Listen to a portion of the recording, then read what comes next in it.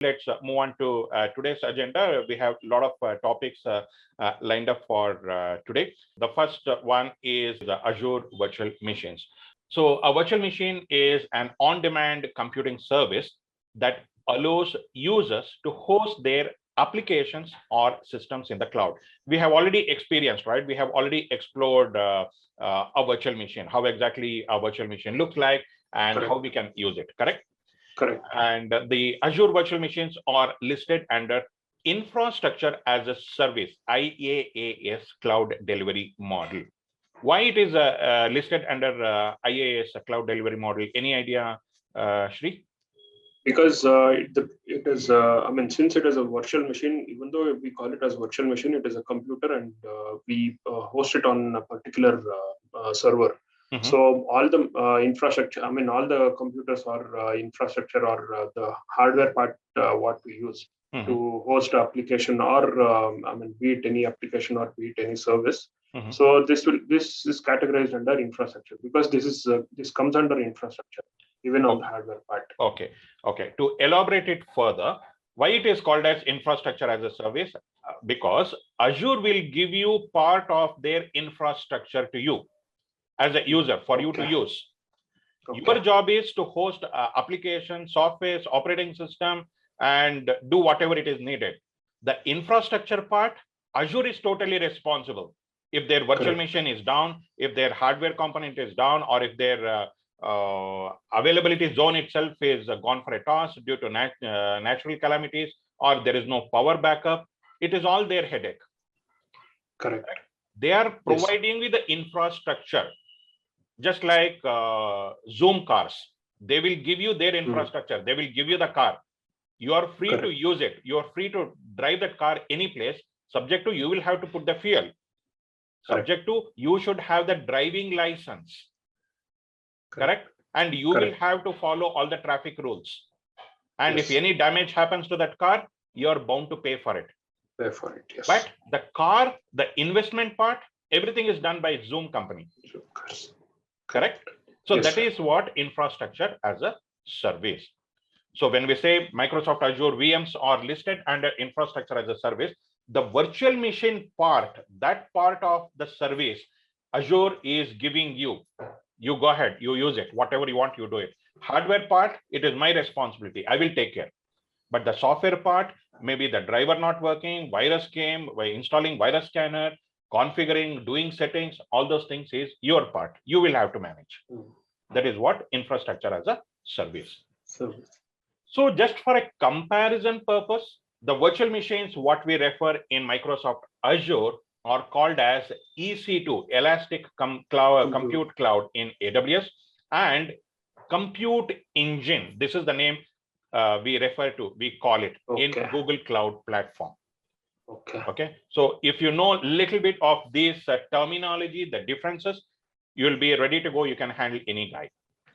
So I can assure you, once you complete the Azure training, and if you take up the certification, it will be like a cakewalk for you to pick up any other cloud service provider. It could be AWS, it could be Google, or it could be Alibaba Cloud, it could be IBM, Oracle Cloud, any cloud. It will be like a cakewalk because you know all the fundamental things. Only the terminologies you need to catch up, because you should be in a position to understand. If someone says, can you create an EC2? You should, oh, this guy is referring to virtual machine after all. You should be able to differentiate. And trust me, 90% of the cases, everything is same. The way we refer to availability zones, regions, virtual private cloud, every single component, every single thing is there in all the cloud platforms. It is like if you are able to drive a Maruti 800, of course, you can go and drive any other car, right? There will be a little bit variation and difference. It is something like that. So Microsoft uses its own hardware virtualization product called Hyper-V. Hyper-V is the own product of Microsoft. This is what they use in their cloud platform to create the virtual machines.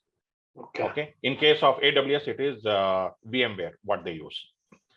So it lets you create and run a software version of a computer called VM, that is the virtual machine. So each virtual machine acts like a complete computer running an operating system and the programs. So Hyper-V runs each virtual machine in its own isolated space, which means you can run more than one virtual machine on the same hardware at the same time. Now, the laptop or the desktop, what you're using, we can convert that into a virtual machine by installing a VMware or a Hyper-V. Hyper-V. Okay, we can simply install it in your laptop or a desktop when time permits, when you are free enough, maybe 2-3 hours if you have time. Yes, definitely I can help you with that.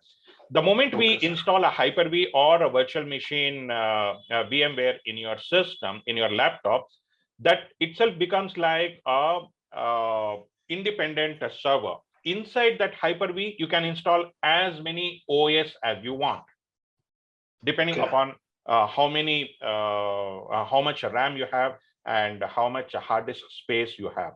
Depending on that, we can have at least 2 to 3 operating systems. You can have maybe another copy of Windows 10 inside the virtualization.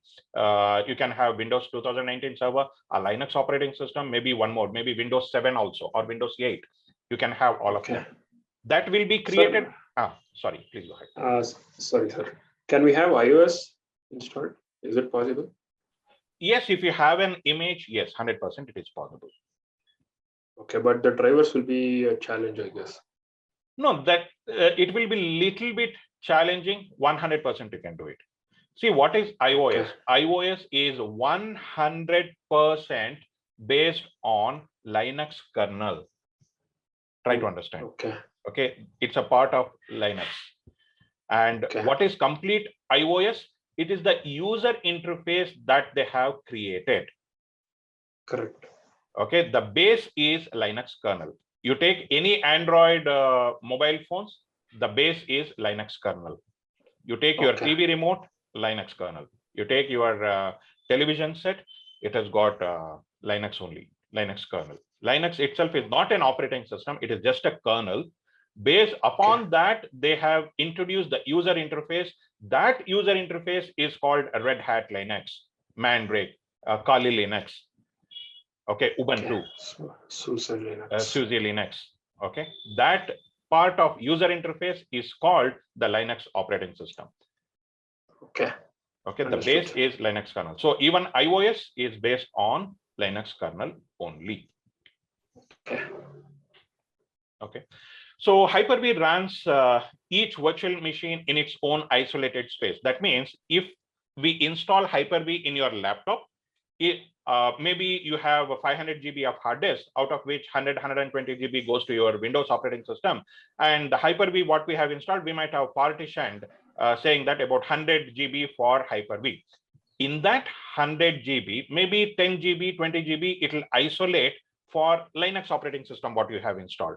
Another 20 GB maybe for Windows 7 or Windows 8 operating system. Maybe another 30 GB for iOS operating system. Correct? So likewise, it will split the space that has been allocated to it. So within that space, it will allow the user to create the virtual machine and use it. So that is how exactly a Hyper-V or a VMware works. Okay, sir. Okay, all good? Yes, sir. So shall we move on to the next slide? Sure, sir. Okay, good. So for the next, we have something called a resource group management model. We need to understand this. So based on this is the fundamental thing. This is the foundation of Azure. On this, the entire Azure platform is seated. Okay, we need to understand this first. So what is all about a resource group management model? Resource group model provides 4 levels or scopes of management to help you organize your resources. So what are those 4 models? They are groups, that is management groups, subscriptions, resource group, and resources. So what is all about management group? It provides a way for an organization to control and manage access, compliance, and policies for their subscription within their tenants. Here in the pictorial presentation, here you can see this is the management group. So in our Azure, what is that management group? You remember the username what you have created? the username that you use to log in, that has got Active Directory access. You are the whole and sole owner, right? Correct. That is the management group. Okay. Okay. Next comes the subscription. So subscription is what you have opted, right? Pay as you go, or your free usage account. Correct. Yes. Correct. So we can have multiple subscriptions. In my case, I have pay as you go as well as a free subscription. Apart from that, I can have additional subscription like Office 365 or SQL Server. Likewise, as many subscriptions as I want, I can add up. So in our pictorial presentation here, we have one user account created. Beneath that, let us take in my own case, I have 2 subscriptions added. Okay. Correct. So next comes the resource group. Resource group, you remember, while creating the virtual machine, we used to create a resource group, correct? Correct. Yes. So what is that resource group? They are logical collections of virtual machines, storage accounts, virtual networks, web apps, databases, and database services. So typically users will group related resources of an application, divided them into groups for production and non-production purposes. So while creating a virtual machine, I will first and foremost thing is I will select my subscription, pay as you go or freeware, correct? Then I will create a resource group. Inside this resource group, I will add my virtual machines, my databases, storage accounts, what and all I will add up. So all of them put together in under one single group. It is like one entity. Or in a corporate world, if we need to call, let us say this resource group is HR group. This is our payroll group. And this is our managers group. Got it? Understood. Likewise, we will create different groups. And inside that group, we will have so many resources are added. Let us, in our corporate world, let us say this is the reporting manager of you. And these are all the employees who are reporting to him, for example.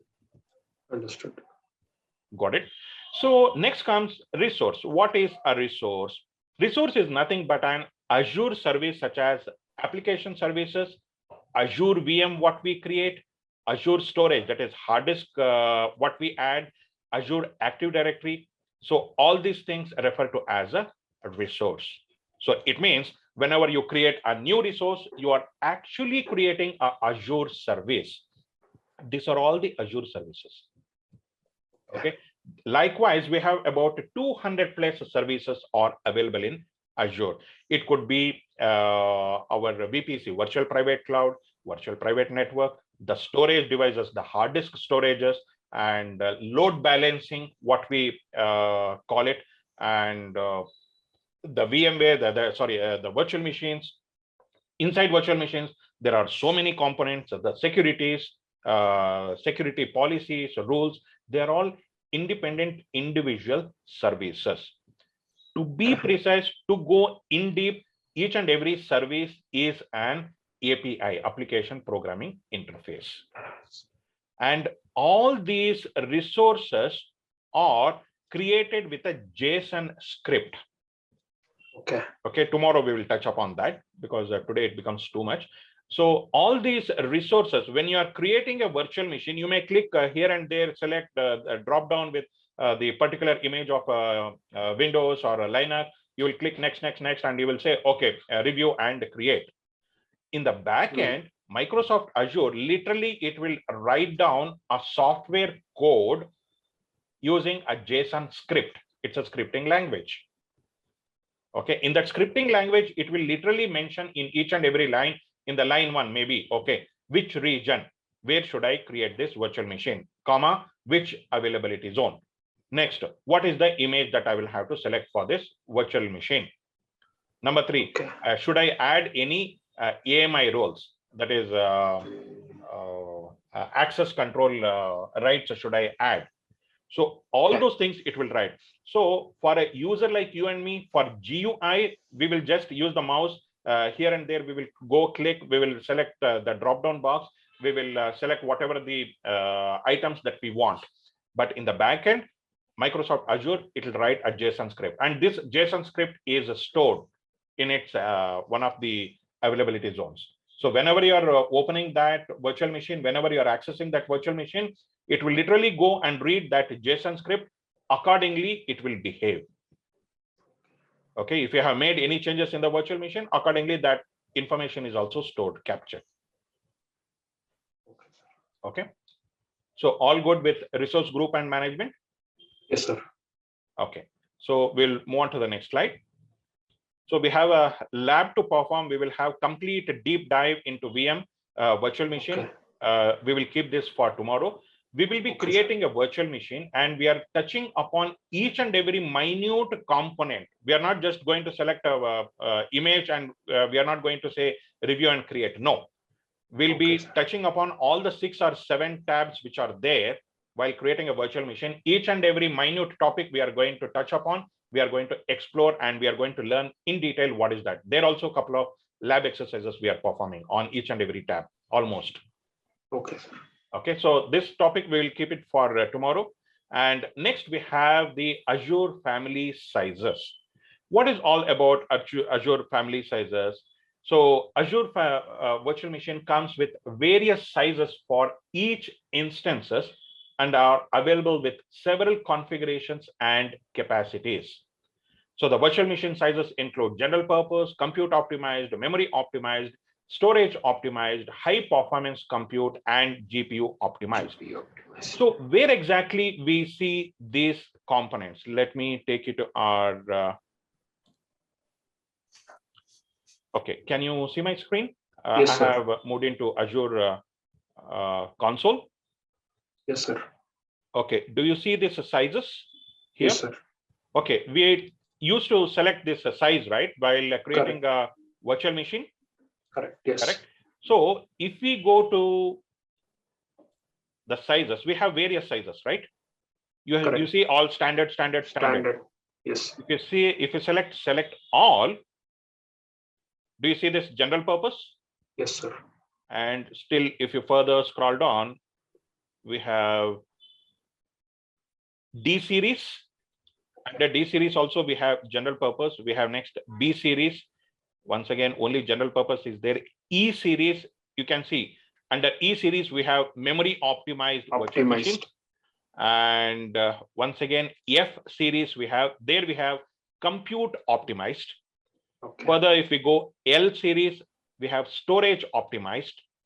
D series V3 version 3, there we have only general purpose. Yeah. And again E series, so on and so forth. There are different types of families are there. What are these families? All general purpose for a specific purpose. They have been grouped together and they called it as general purpose. For that, they have given as a head of the account like a TOC, table of content, like DS1, V2, V3, V4. So DS1, V2 to maybe up to D8, V3, it is only general purpose. What is general purpose? It has got minimum amount of 1 virtual CPU to maximum 8 virtual CPUs. 8 virtuals. Okay, and these general purpose machines are meant for specific purpose for a very, very low end configuration virtual machines. Cannot be used for high end. Okay. Got it. So similarly, if you go to compute optimized, it is a little bit advanced. It has got more CPU to memory ratio. That means more CPU will be there. Like for example, 8 core CPU with maybe 4 GB RAM. Okay. More CPU but less memory. Okay. Okay. Similarly, we have memory optimized, where you will have maybe 2 GB or 4 GB of 2 virtual CPU or 4 virtual CPU, wherein RAM you will have 32 GB or 64 GB. Okay. That is memory optimized. So this is just to show you where exactly we find this option in our, while creating the virtual machine. I brought you here. So let's go back to our slide. Sure, sir. Okay, can you see my slide again? Yes, sir. Okay, great. So we were talking about general purpose, correct? So what is general purpose? A general purpose virtual machine provides balanced CPU to memory ratio, whereas here almost the CPU and memory will be almost equivalent. So this is ideal for testing and development purpose, small to medium databases, and low to medium traffic web servers. This is the place where we can use general purpose virtual machines.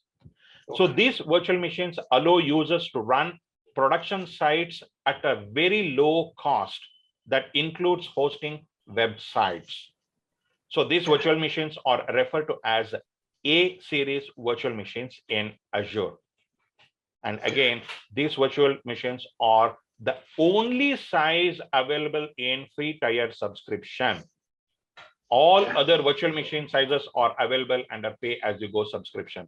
You might have come across many times while creating a virtual machine, it says this size not available. Correct. Not Why? Available for free. Exactly, services. Exactly. That is because that does not fall under general purpose virtual machine category. So we have selected a image, Windows 2019, 2022 server something. That image, that operating system cannot work in general purpose virtual machine because it requires maybe more CPU or more RAM. More memory, correct. So that is the reason every time we will select at the end of the nick of the time when we need to review and create, it says this virtual, this size is not available or it is not suitable. Or maybe try with a different region. If at all we try to use it in a different region, they're also once again the same thing, because if that image, if that operating system requires more CPU, more memory capacity, then naturally it cannot fit in, correct? Correct. So that is what exactly we were facing the problem all these days. So further, we have compute optimized virtual machine. So these sizes have high CPU to memory ratio. That is what we were discussing. So these sizes are good for medium traffic web servers, network appliances, batch processors, and application servers. So this virtual machine comes with more CPU that has more number of cores as well. So performance-wise, compute optimized is almost equivalent to GPU optimized. There is one more, GPU optimized down below. We'll talk about that. Yes. Correct. So equivalent to GPU optimized, but the only difference is there is the graphics card is not included here in the compute optimized virtual machine. The graphics card is not included. However, in GPU optimized virtual machine, almost all the configuration settings, the CPU to memory ratio, everything is same. Additional thing is they have included an NVIDIA graphics card.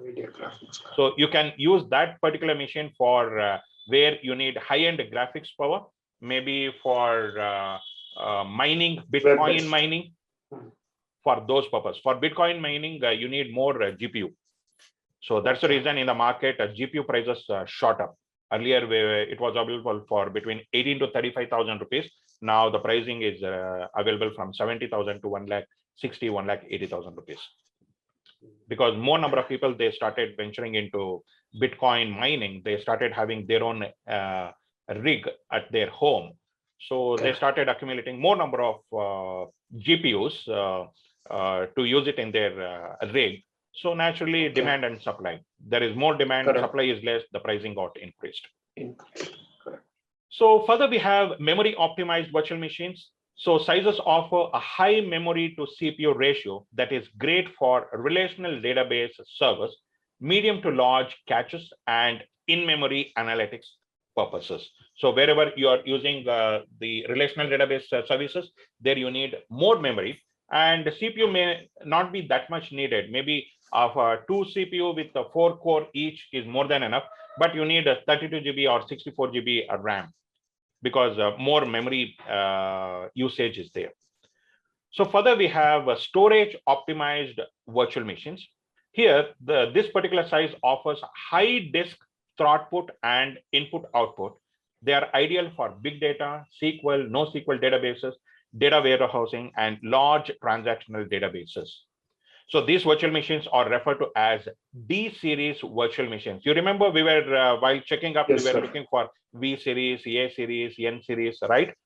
So a particular D series, they have grouped together as a D series virtual machines. So that comes with a SSD storage type. The hard disk is SSD, and there also we have advanced level of SSD, which is called DV2 series virtual machines. They are 35% faster than the DV series virtual machines. When you come to the databases, when you're using a big data or SQL, the amount of data that gets accumulated at nanosecond level is so huge. I'll just give you an example where this big data comes into picture. Just maybe less than 1% or 2% of that example what I'm giving is related to big data. You say, for example, you go to Google and you are doing some search about a popular person. Maybe you want to search on Rafael, or you want to search for Modi, or some famous personality or someone. Okay. And within no time, Google will start giving the data on Twitter or on Instagram, how many hits or how many persons search for that particular name of that person. Correct. Or yes, if you take YouTube or something, how many persons viewed that video. Correct. And they will have to capture that information from so many millions of web servers. Correct. When you are doing Narendra Modi or Rahul Gandhi search from your computer got connected to a local database data center here in India. And in India itself, the data center where you have connected, there itself maybe about 1,000 web servers are there. In that one web server you have connected. That web server captured the information like, okay, 10 people search for XYZ name. And out of 1,000 computers, how many persons search for that particular name? That has to calculate. And global level, finally, it has to analyze all the data, correct? Correct. Similarly, you will go to your Amazon, you have searched for some product, you did not purchase that product. But later, maybe after half an hour or 1 hour or after a day or two, when you went to your Facebook or other social media, there similar kind of advertisements are popping up. Correct. Yes. Correct. How are they doing? Because there is a cache memory which is there in your computer. It captured your behavior on the internet, your footprints, which are all the websites that you have visited, which are all the products that you have searched, which you have shown interest, and it captured all that information. So the moment you get onto the social media of your Facebook or Instagram or Twitter, immediately that application took your information from your laptop's cache memory, it uploaded in its database. And then it started searching for similar kind of product from Amazon itself and started showing those advertisements in your screen. If you click on that advertisement, it is an background advertisement or digital marketing that Facebook did for Amazon. They will charge Amazon whether you purchase or not. Correct. Yes. Facebook will tell Amazon, see boss, I pulled out one X customer of you to back into your website. So out of 1 million such kind of services, you need to pay this much price. So to do all these things, big data is used. So where does this data gets captured, recorded for crunching the data to get the output? In storage optimized based virtual machines. Okay. Got it. So that is the reason why we need SSD hard drive or much faster hard drives with higher end CPUs and memory required. So now you got some basic idea, right? Understanding? Yes, sir. Okay, great. So further, we have high performance compute virtual machine sizes. So this is just like the storage optimized only. Both of them uses the same D series virtual machines only. Okay. So whereas here there will be more virtual RAM and virtual CPUs are used. In storage optimized, the regular virtual RAM, maybe 2 or 4 virtual, maybe 8 or 16 GB RAM, maybe 2 or 4 core CPUs is enough in the storage optimized. Whereas in high performance optimized, here also SSD hard disk is used. Here also that DV2 series virtual machines are used, but it is backed with more memory and more virtual CPUs. Okay. So the last but not least, we have the GPU optimized virtual machines. Here, they are very, very specialized virtual machines available with single, multiple, or fractional GPUs. These sizes are designed for compute intensive, graphics intensive, and virtualization workloads, as there will be NVIDIA graphics card is used. That means if you are using a gaming server, if you are logging into some, we have so many gaming applications, right? LAN or network-based games. Correct. So if you are playing those games, and even on television here and there, we'll be keep watching those Play Rummy or Dream 11 Cricket. All those games are hosted on these kind of virtual machines, GPU optimized virtual machines. So there will be lakhs and lakhs together of people joining that platform, that virtual machine, and they are trying their skills. So there more GPU is required. So these are all the types of different virtual machine sizes that we can go with when we are creating our virtual machines. So depending upon our purpose, our need, we will handpick which particular virtual machine we want. So for our lab exercise, for our learning, what is that virtual machine that we pick? We go only with general purpose virtual machine, because that is what we are affording and we are able to use it for all our lab exercises. And other lab exercises, compute optimized, memory optimized, if a user want to pick, yes, we can do that with pay as you go subscription, but we do not have such kind of data to test. Suppose I say, let us go do with a let us do a lab storage optimized. Do we really have that data? Yes, of course we can download it, maybe 3 terabyte or 30 TB of data from internet. We can download the trial test databases are available. We can download and we can create a virtual machine. We can download, we can put it there and we can test it. But we should be in a position to afford for that bandwidth. Just imagine if we need to download the 3 GB of data in the internet, that 3 GB of download data time price that we will have to pay for Azure, because we are using their data bandwidth, their data center, their storage, correct? Correct.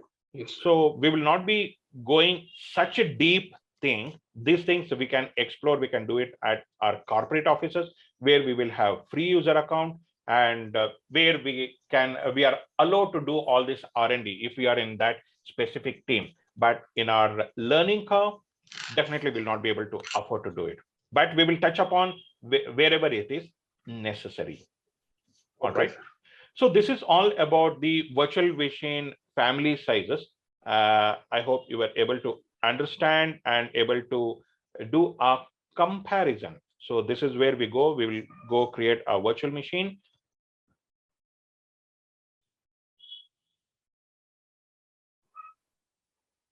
And here, 1 minute.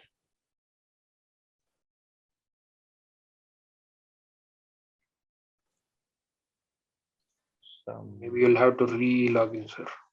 Maybe it is the session is expired, I think.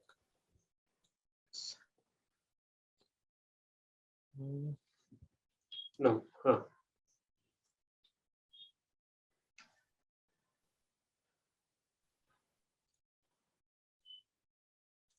I think I need to clear my cache and come back. Yes, sir. So the cache is full. All right. Yeah, I have already shown you, right, where to see this general purpose family type. Yes, okay. Sir. Further, we have different pricing model. We heard about pricing, right? When we select a particular virtual machine, what will be the price, how much we need to pay. When we host a virtual machine, it says per hour, it will be like 15 rupees, 18 rupees, 20 rupees, something like that, correct? Correct, yes. Right, that pricing model, what we are discussing now. We have something called Azure Virtual Machine pricing models. So the virtual machine pricing model is one of the several types of on-demand, scalable computing resources that Azure offers. So developers can create instances of virtual machines and easily configure the capacity scaling of instances using the Azure Resource Manager, which is available in Azure portal. That is what we are using now. As of now, if you are creating a virtual machine, you are using Azure Resource Manager. Resource Manager. Okay. And Azure Resource Manager template, we have already used this. Remember in one of the lab exercises? Yes, sir. Correct? Correct. Further, next, we can use Azure PowerShell that we are going to explore in the upcoming classes, or Azure CLI. So these are all the 4 methods or ways we can create a virtual machine. So we already touched upon Azure Resource Manager, that is GUI based, and Azure Resource Manager template. We have touched upon these 2 things. Correct. Other 2 things we will explore in the upcoming classes. So our instance pricing, when you are creating a virtual machine, whether it is a Windows or Linux based virtual machine, there is a price tag for that, correct? If you are using a free tier, about $200 credit you are getting, correct? Which is worth about 14,000 rupees. And I don't know, if you go and check your subscription, it will tell how much credit still you have left out. Out of 14,000, you may be having 13,600 or 13,700 something. So that the difference of amount 300, 400, whatever that has been reduced as of now is charged for you, and it has been taken away from your free credit. Suppose you are not in a free credit, if you are in pay as you go approach, you are supposed to pay that amount at the end of the month once the bill is generated. Correct. So how this pricing is calculated, how are you getting billed? It is based on the region. In which particular region you have selected or you have opted to create your virtual machine. So depending from region to region, the cost will be varied. If you are creating a virtual machine in Mumbai, it may be X price. If you are creating in Singapore, it may be X plus Y price, depending upon the location. Next is operating system. Whether you have opted a Windows operating system or a Linux-based operating system for your virtual machine. So depending on that. Why is that? Windows comes with a license fee. Correct? Suppose you are selecting Linux-based operating system. There also we have different distributions. If it is a Red Hat distribution, yes, there is a license fee included. Suppose you have selected a SUSE Linux or a CentOS, then there is no license cost because it is a freeware. So your virtual machine costing depending on that operating system also what you have selected. The third thing is adding up to your cost is the free tier or the subscription. What type of subscription? Whether you are in free tier or pay as you go model. So if you are in pay as you go model, naturally there is additional pricing that is attached. If it is free tier, there also the pricing is attached, but that amount is deducted from your free credit balance. License type, the next thing, the one which adds up to our cost. Whether it is OS only, that is using your existing license. What is existing license? As a corporate entity, you have an on-premises data center. When you have an on-premises data center, of course, you have hardware, software, operating system, everything correct. You have paid for the license fee for that Windows 2019 server, what you have purchased, what you are using in on-premises data center. This license, you can tell Azure, no, boss, I don't want to purchase a license from you while I'm creating a virtual machine. I will use my existing license, what I have. Correct? So you will add up that existing license while creating a virtual machine in Azure so that you're not getting billed or charged for that license.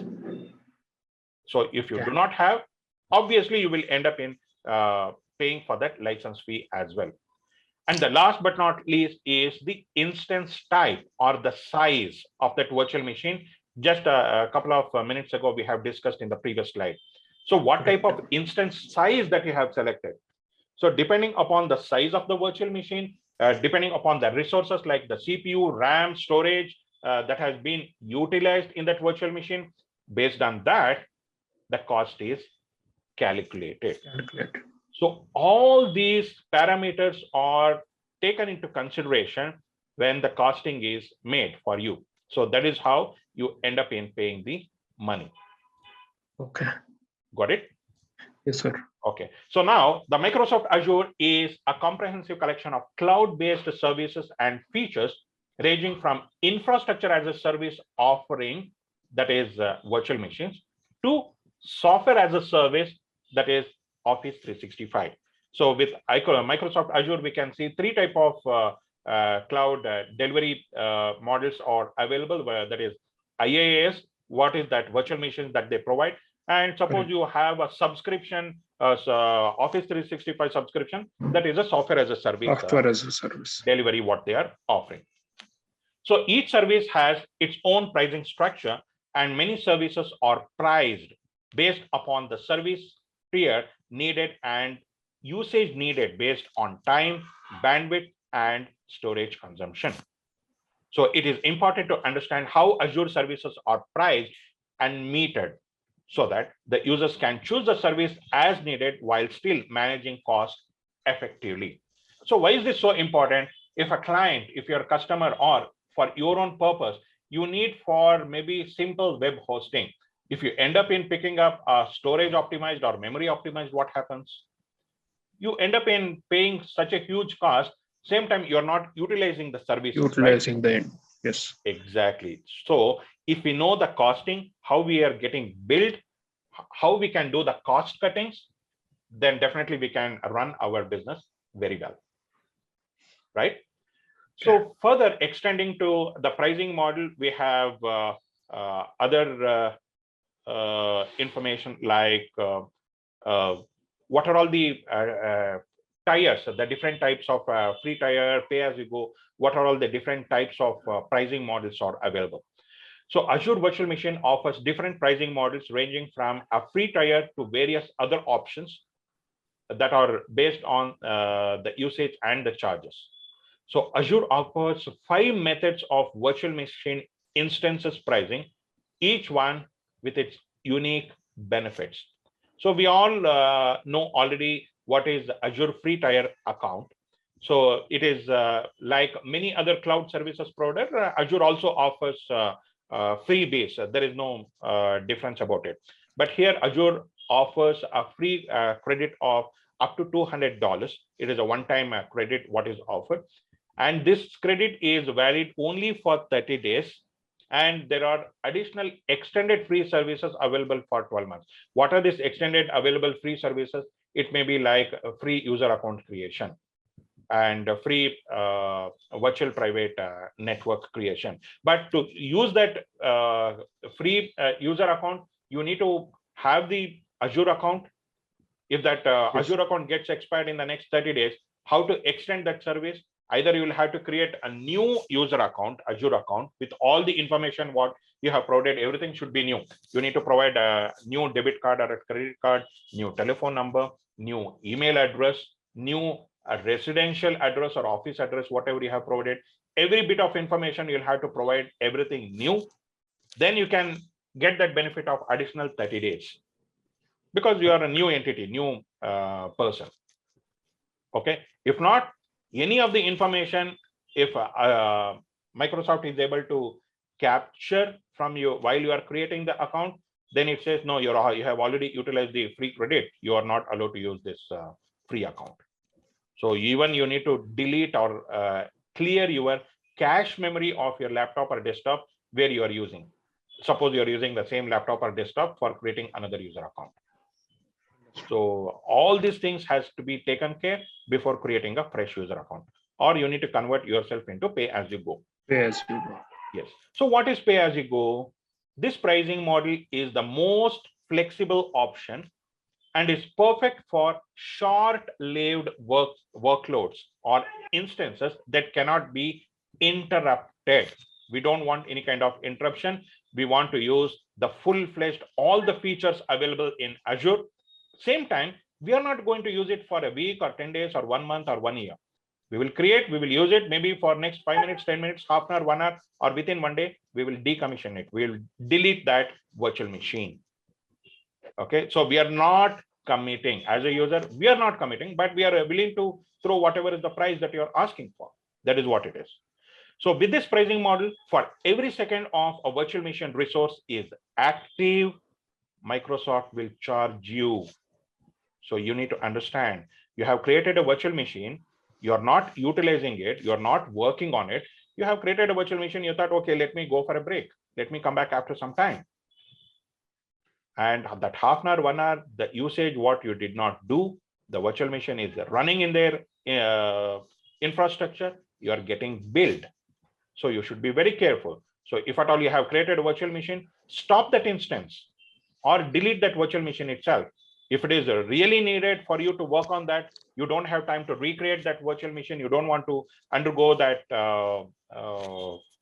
difficulty, you would stop that instance. If the virtual machine is stopped, you're not getting charged. So once you come back after maybe half an hour, 1 hour, 2 hours, whatever, you start that instance once again, you start using. But remember, you are not getting charged for the virtual machine. Same time, the storage device, the hard disk, what you have used, that storage space is utilized by you. It is blocked by you. For that, there is a charge which will be in granular level. But definitely you're not getting billed or charged for that entire virtual machine. So you should be very, very careful, intelligent enough how to squeeze, how to get the best out of it. And same time, you're not getting penalized too much. All right. Understood.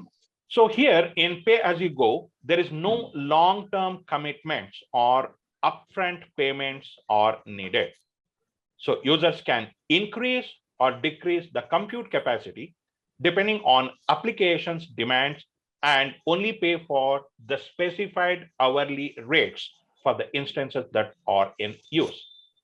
So here prices are usually much higher than other pricing models. You should also remember that. So the moment you say pay as you go model, it is not like you're enjoying or getting the extension of a freebie of your Azure free account. Definitely no.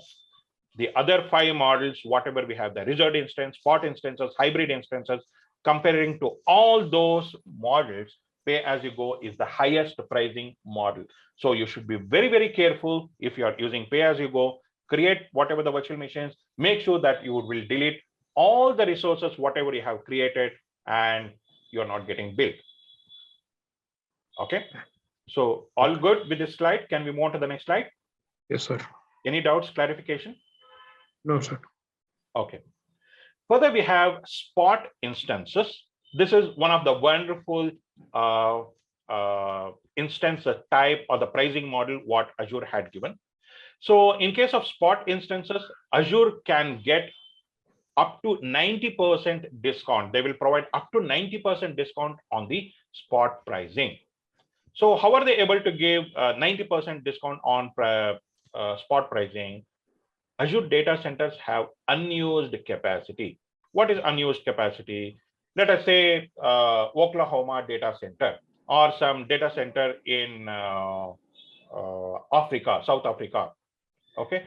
No customer is logging into that data center and they are not creating their virtual machines. We have option, right? We can select which particular zone, region or availability zone we want, where we want to create our virtual machine, correct? Yes. So by default, most of the customers, most of the users, they are fancy going towards maybe US, UK, Singapore, Malaysia, European countries. They don't want to go with some location which is like Africa, South Africa data centers. Maybe the resources itself may be very low. The data center capacity itself may be very low.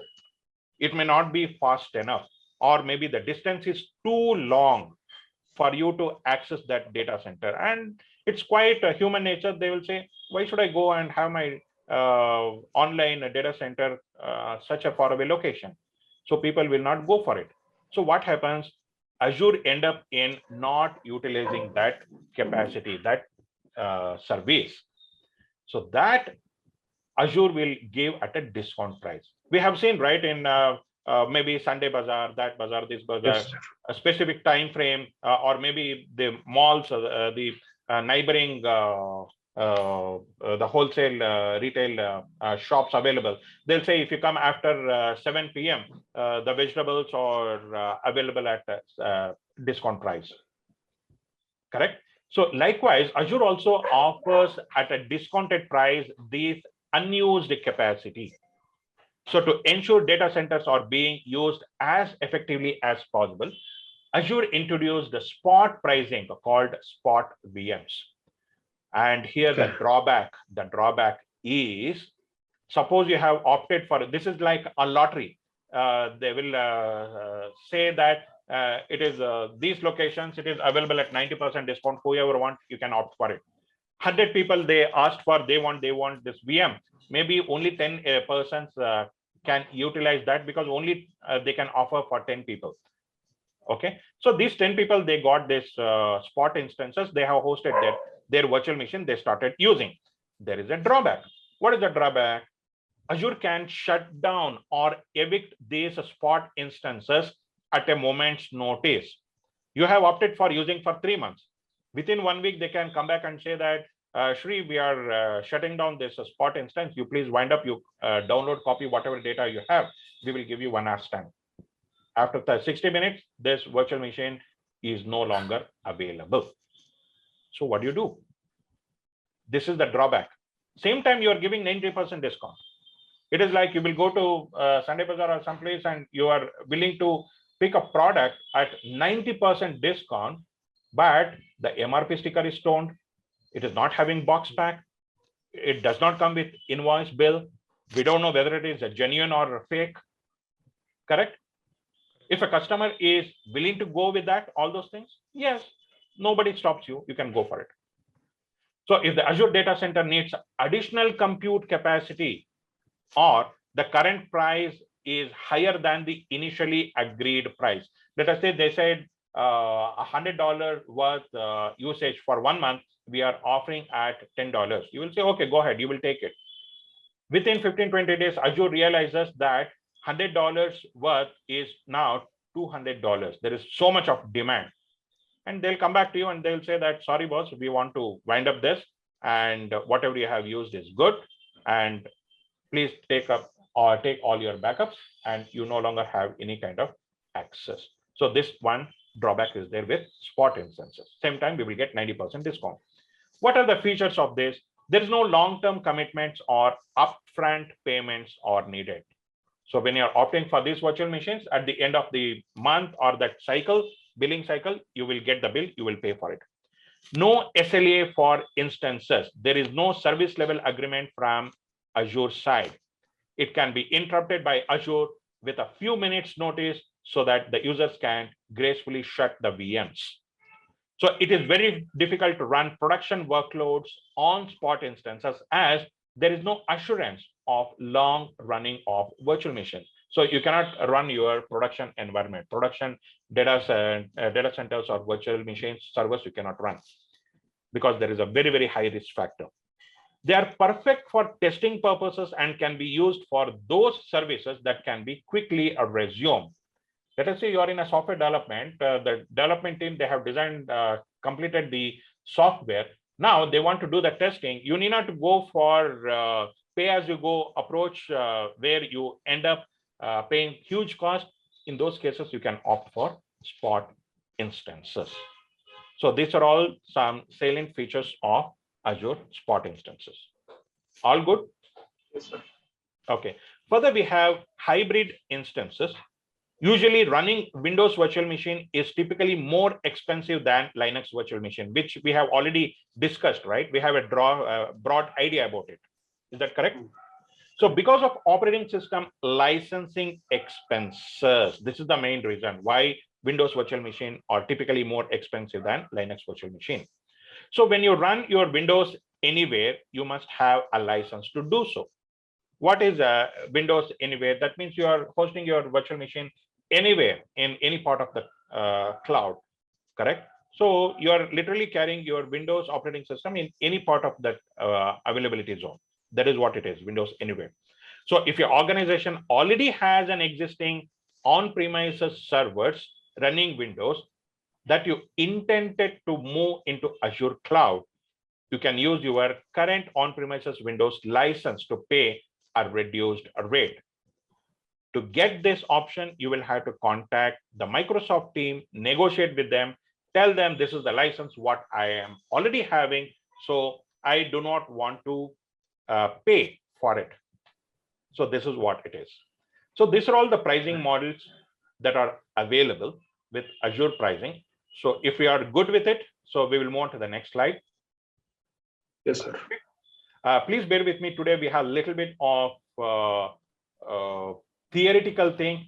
Yes, of course, there were in between practical lab exercise, but due to short of time, we are not touching upon. Or else what happens, every 2 or 3 slides, there is a lab exercise. So even for a participant, it will be like complete mind relaxing, because too much of concentration is not needed. You will learn few theoretical aspects. Immediately you will get on to lab exercise. There is a complete changeover in your mind. You will perform lab exercise. Once again, you'll come back to theory. So that is how the course has been built. But due to short of time, we will have to keep one day theory, one day practical. No problem, sir. Okay, all right. Thank you. Thank you so much for your understanding. So further, we have something called Azure Cost Calculator. What is this all about, Azure Calculator?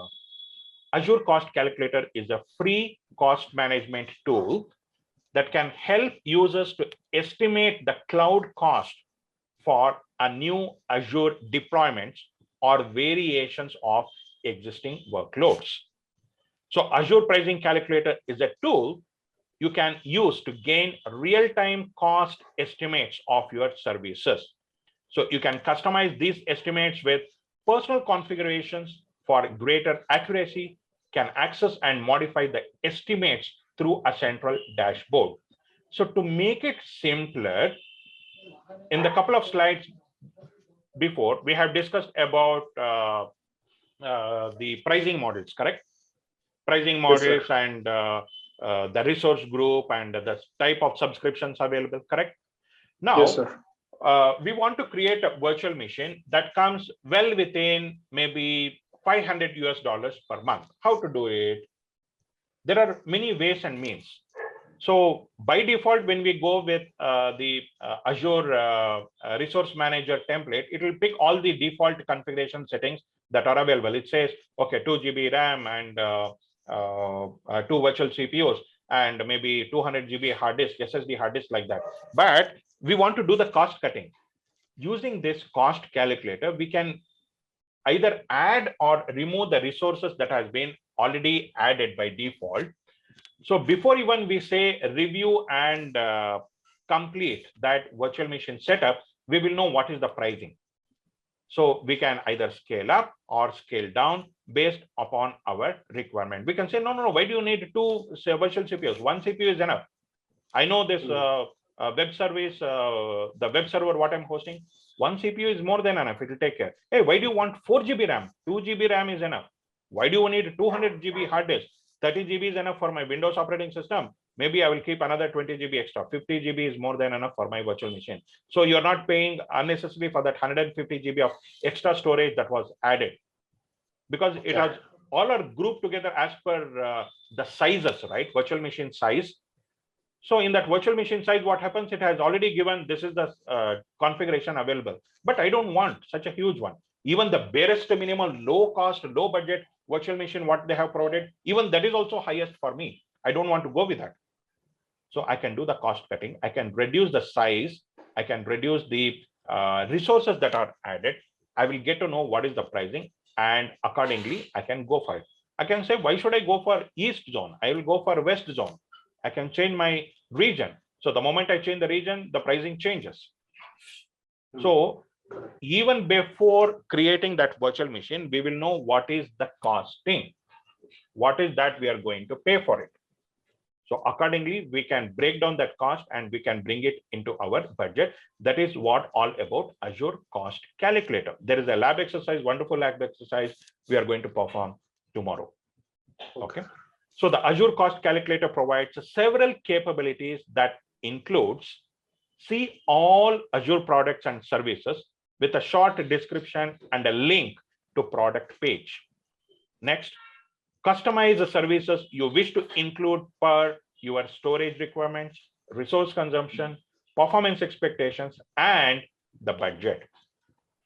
As you select services, you can swap back and forth between product screens and cost estimates. So each service you have selected is displayed with a cost breakdown and estimate page. So if you select a hard disk, SSD hard disk, maybe 50 GB hard disk, what is the pricing? You will get to know immediately. You will say, why should I go for SSD? Let me go for normal SATA hard disk. You will change it immediately. The price drops down. Correct. And maybe from 50 GB to 100 GB, you want to know what is the pricing. You will go for 100 GB. Maybe there are a few dollars, $1 or $2 extra. You will say, if I pay $1.5, I'm getting additional 50 GB space extra. Let me utilize it. Let me take. So that's how you can do your calculation. It is something like a budgeting. So if you find that you no longer want a service or want to edit your parameters, you can do so from the estimate screen. So once you are satisfied with your estimate, you can click purchase options. So you can then either purchase resources directly through the Azure site via your Microsoft representative or via a managed service partner. So these are all about the cost calculator.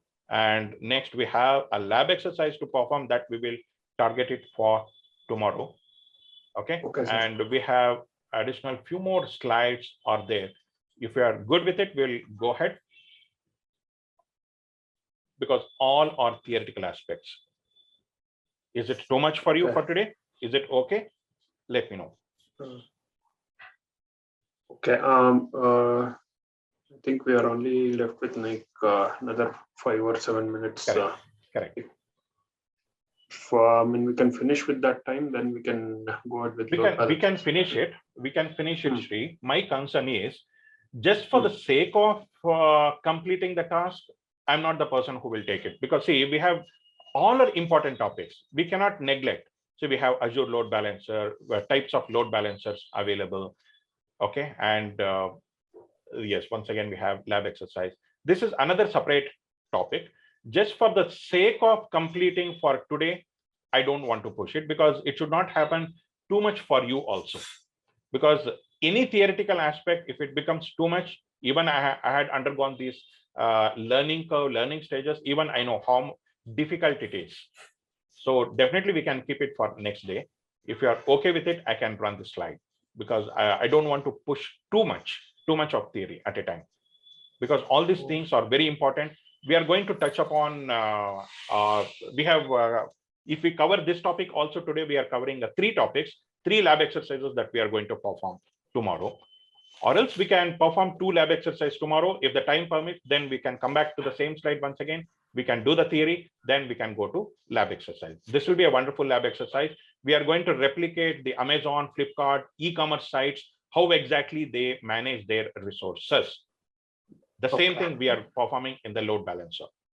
We'll be creating multiple virtual machines, and we'll be using multiple ways to log in. And each time we log in, that target backend virtual machine, different virtual machine will cater the service for us. That we are going to explore in this load balancer. We'll keep it for tomorrow only, sir. We'll finish the previous ones and then we'll do this, sir. Sure, definitely. So tomorrow, as usual, please log in as early as possible, at least 10 minutes before. And we are not going to touch upon theory. Yes, of course, here and there we'll be going back and forth while performing the lab exercise. We'll come back to this theory slide. We will touch upon what is that we have learned. Once again, we'll go back to lab exercise. Okay. So tomorrow we will target completely for the lab. And if the time permits, at the end of the session, we will come back to this theory. We'll complete this and once again go back to lab exercise. No problem. All right. So, sure, sir. Okay, great. So with this, we'll be completing today's class. And if you have any doubt, clarification, please let me know. Since we have additional another 3 to 4 minutes, we can touch upon that, or we will wind up. Nothing else. Okay, or you just want me to run the slide, you can just go through that. You can say next. So I will move on. You may get some doubt, so that I can touch upon that, if at all you get a doubt. You have anything to ask for here in virtual machines? No, sir. Okay, Next, resource group model. Yes, I understood this. Okay, good. Further, we have Azure family types, different types of family sizes, what we pick for our virtual machines. No, sir, I think I'm okay with here. But one question, we had a look at D series and other series, but there was no specific to A series. So can we identify the A series only by, what do you say, like selecting and checking process, or how? Yes, we can go through that. We can go through that and we can check. And moreover, these cloud service providers, they'll be keep changing the terminology, and they'll be keep referring to different things. Maybe the D series, what we see today, maybe after 3 or 6 months, that D series may not be there at all. They may refer it to in a different thing. Okay. And A series thing, they might have changed the terminology. I'm not very sure. I'll have to see. But A series, yes, it was very much available when I checked last time. Okay. And this we'll look into while performing tomorrow lab exercise. Let's look into that. A series is which one? And for some series, they have not even given the series name, either A, B, C, D, whatever. They have not even mentioned something, anything. Okay, that type of series are also there. Okay, sir. Okay, next we have pricing model. Any doubts here? Pricing model is the combination of all these things. All these minute things are taken into consideration: region, operating system, what we use, the tier, the subscription type, license fee, license type, and the instance size, what we have picked up. So based on that, our final pricing for that virtual machine is decided. Yes, so no doubts right here? No, sir. Okay, great. And further, once again, we have that pricing models that is based on the subscription types. We have free tier, pay as you go, reserved instances, spot instances, hybrid instances. I think reserved instances we skipped upon. Reserved instance is the one that is completely dedicated to you. You have a hardware level isolation. One server in that Azure data center is completely allocated to you. That is what reserved instance. Okay, I think that we have not touched upon today. And spot instance, how can we opt for? No, we will have to bid for it. We will have to bid for spot instances. So it is not available 24/7 or 365 days. So whenever there is a spot instance available, you will see a flashing message in your login screen saying that this location, these many servers are available, and you will have to bid for it. It is not 100% assured that you will get it. If you're lucky enough, you will get it. If not, no. And even on spot of getting that, while you're using, if they say whatever is the reason, usually I have not noticed, I have not come across till date that them giving you a warning, we are winding up this, please close, please shut down. No. But on documentation, it is clearly mentioned, and even the agreement, the SLA, when you are purchasing the spot instances, they will ask you to read through that agreement and then accept it. If you say, yes, I'm well with it, I will go with it, only then you will get that spot instance. And you're committed for it. Whatever is the pricing at the end of the month, or once you completely terminate and delete that instances, whatever you have created, you need to pay for that charges. Understood. Okay. So next we discussed about Azure cost calculator. So once we do the lab exercise, you'll be able to understand this particular topic very well. Okay, sure, so another wonderful lab exercise. So the load balancer, these things we will touch upon in tomorrow's class after the session. Okay. So I hope everything went well today and you don't have any doubts or clarification. With this, we'll be closing today's session. Thank you so much for joining the session.